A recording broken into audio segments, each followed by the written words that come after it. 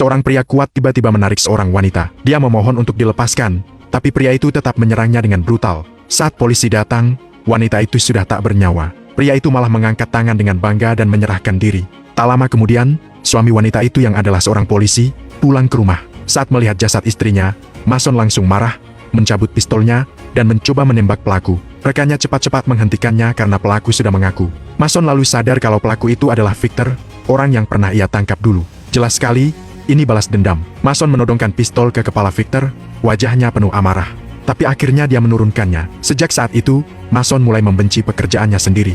Setelah kematian istrinya, Mason hidup dalam rasa bersalah. Suatu hari, ia mengisi peluru di pistolnya, memberitahu rekannya tentang niatnya, lalu mendatangi markas Victor dan menembak anak buahnya. Polisi lain pun datang tak lama kemudian.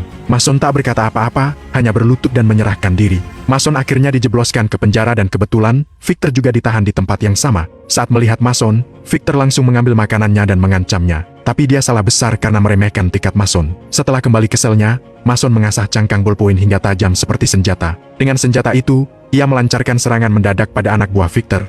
Pertarungan berlangsung sengit, dengan kemenangan Mason karena jelas dia yang lebih siap. Setelah pertarungan itu, satu orang berhasil dia tumbangkan. Namun sebelum sempat beristirahat, dua orang lainnya menangkapnya. Mason tetap tenang. Ia membalikkan salah satu dari mereka dan membebaskan diri, lalu mematahkan leher pria botak itu. Orang satunya mencoba menyerang Mason, tapi malah secara tak sengaja menusuk temannya sendiri.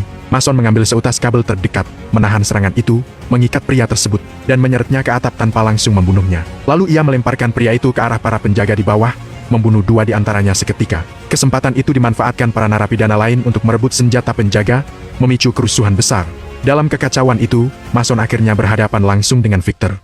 Tapi karena Victor lebih kuat, Mason kesulitan dan dipukuli habis-habisan. Saat terjatuh ke tanah, Victor mengambil pistol dan mengejek Mason sambil menodongkannya. Namun tiba-tiba Mason mengeluarkan senjata rakitannya dan menyayat leher Victor.